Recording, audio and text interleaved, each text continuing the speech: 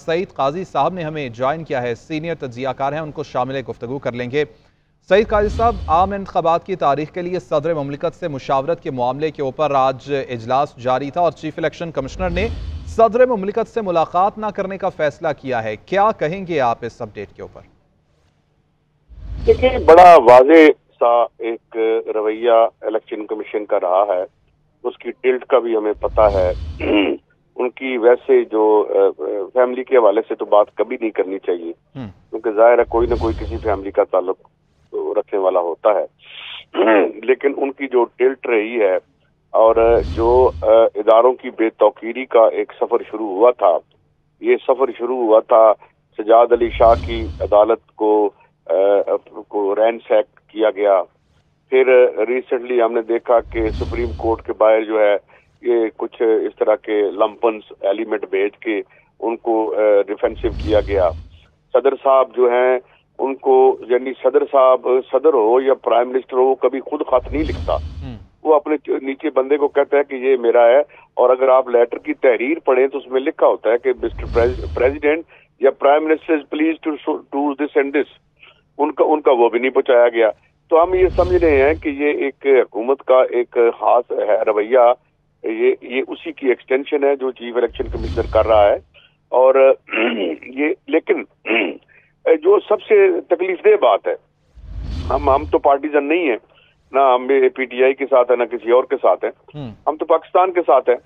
ये जो कर रहे हैं इस रियासत के साथ, जिस तरह हम पंजाबी में कहते हैं ना कि बांदर के हाथ में माचिस आई हुई है, तो ये वो माचिस आई हुई है, और या वो बांदर के हाथ में उस तरह आया हुआ है। लॉन्ग टर्म कोई नहीं सोच रहा कि इन तमाम इक़दामात के पाकिस्तान के इस्तेहकाम, इसकी कंटिन्यूएशन एज अ स्टेट, इस पे क्या असरात होंगे। पैटी वक्ती मौका परस्ती वो डोमिनेट कर रही है हर सतह पर। और उसमें जो मुझे सबसे तकलीफदेह बात लगती है वो ये है कि जो इससे, जैसे टी.एस. एलियट हिस्टोरिकल थिंकिंग कहता था कि जब आप तारीख में किसी मकाम पे पहुंचते हैं, किसी जगह बैठते हैं जहां आपके इक़दामात फर्क डालते हैं दाइयों पर, मुस्तकबिल पर, वहां बैठकर आप जिस तरह की पैटी सोचें और इस तरह के पैटी मफादात में जब गिरते हैं तो फिर उन कौमों के मुस्तकबिल खतरे में हो जाते हैं। मैं इसको इस अंदाज से देखता हूं कि जो, मुझे ये नहीं पता कि इमरान खान जरूरी है, मेरा नहीं ख्याल कि वो बहुत जरूरी है या इस मुल्क में वो बेहतरी ला सकता था या वो लाई है या ला सकेगा, मगर बात यह है कि उसको इतना बड़ा हुआ बनाकर ये जो हरकतें कर रहे हैं वो तो चला जाएगा। तारीख, हर बंदा चला जाता है, दुनिया में आता है चला जाता है, पार्टियां बनती हैं, नहीं भी बनती, टूट भी जाती हैं। मैं यूनान की पार्टी की बात करता हूँ। सायरजा से पहले वहां भी एक पीपल्स पार्टी हुआ करती थी, गायब होगी, खत्म होगी, यूनान तो वही खड़ा है। तो ये थिंकिंग खत्म हो गई है। ये वाकयात इस तरह मुझे लगता है जैसे महल्ले में कुछ 2-4 औरतें लड़ रही हों या बंदे लड़ रहे हों आपस में, है जी।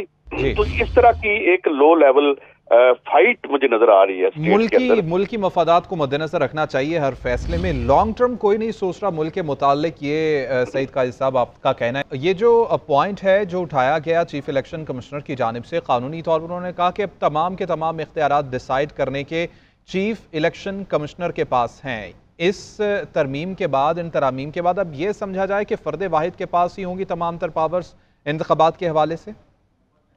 देखिए, ये सफर शुरू हुआ था एक फर्द वाहिद जो वतन अजीज में भी नहीं है और मुबैना तौर पर नहीं बल्कि कॉन्विक्ट है, वो बैठ के वहां से स्टेट को डायरेक्ट कर रहा है। इसमें क्या हैरत की बात? अभी भट्टी साहब ने मलफूफ अंदाज, हमेशा ऐसी खबर फोड़ते हैं भट्टी साहब की, हम तो इनके बड़े फैन हैं। ये छुप के किसको मिलते हैं और जहाँ से डायरेक्शन लेते हैं, ये तनख्वाह स्टेट से लेते हैं और अमली तौर पर मुलाजमत जो है वो मनी लॉन्ड्रिंग की करते हैं। तो ये जो काले सरमाए ने इस रियासत को अंडरमाइन किया है और ये इसको ऐसी नहज पर लेके जा रहे हैं कि जो खौफ और खदशात हमें दामनगीर होते हैं, हम इस मुल्क के शहरी होने की, हमारे पास तो कोई नेशनैलिटी नहीं है, हमारे बच्चों के पास भी कोई नेशनैलिटी नहीं है, ये तो फिर भाग जाएंगे। वो भाग गया जो आपका पिछला प्राइम मिनिस्टर, निकल गए नीवी होके स्कूल खत्म करा। बात यह है कि मैं जिसकी टी.एस. एलियट की बात करूं कि हिस्टोरिकल थिंकिंग नहीं है। अरे भाई, मेरे बाद इस जगह पे जहां मैं बैठा हूं, इस छत के नीचे मेरे बच्चों ने भी रहना है और लोगों ने भी आना है। यूं लगता है कि इन्हें कोई टिकट मिल गया है कि इन्होंने क़यामत तक इसी दुनिया में रहना है اور یہ اپنے اس حالیہ اقتدار کو دوام دینے کے لیے اس حد کی نالائکیاں اور نااہلیاں کر رہے ہیں کہ جو اس ملک کے مستقبل کے لیے بہت خطرناک ہیں۔ میں کسی فروئی بحث میں نہیں جانا چاہتا کہ پریزیڈنٹ کا کیا اختیار ہے، اس کا کیا اختیار ہے، میرا کیا اختیار ہے۔ بات سنیں، اگر ایک گھر میں بچہ اٹھ کے اپنے والد کی منہ پہ چپیڑ مار دے تو میں اسے یہ نہیں کہوں گا بیٹا کہ آپ نے بڑا غلط کیا ہے۔ مجھے یہ سوچنا چاہیے کہ یہ حالات اس نہج تک آ چکے ہیں تو یہ بچہ کس دن چھری مارے گا ابا جی کو؟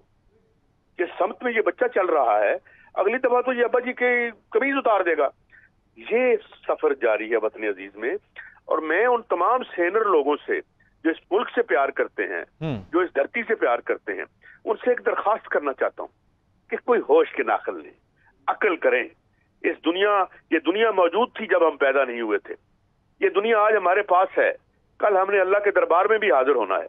یہ ساری باتیں سمجھیں، ہوش کے ناخن لیں، ایسے فیصلے کریں جو اس ملک کی 24 کروڑ لوگوں کے مستقبل کے تحفظ کا باعث بنے۔ اور اوقات دیکھیں، کل ساری ڈولی لٹکی ہوئی پورے گلوب نے دیکھی جب چندریان 3 جو ہے وہ جا کے لینڈ کر گیا انڈیا کا۔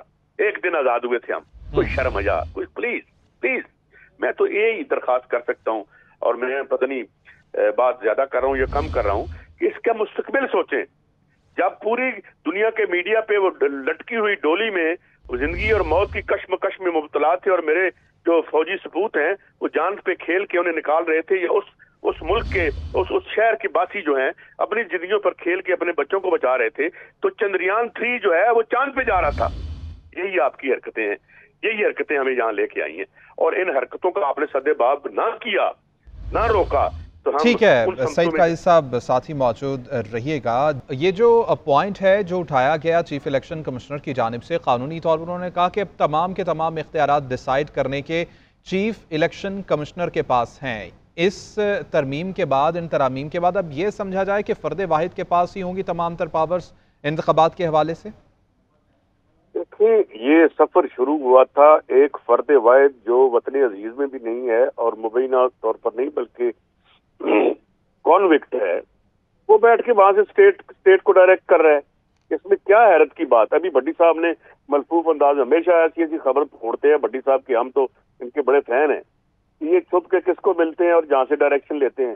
یہ تنخواہ اسٹیٹ سے لیتے ہیں اور عملی طور پر ملازمت جو ہے وہ منی لانڈر کی کرتے ہیں۔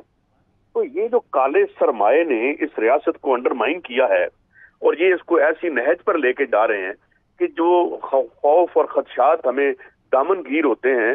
ہم اس ملک کے شہری ہونے کی، ہمارے پاس تو کوئی نیشنلٹی نہیں ہے، ہمارے بچوں کے پاس بھی کوئی نیشنلٹی نہیں ہے۔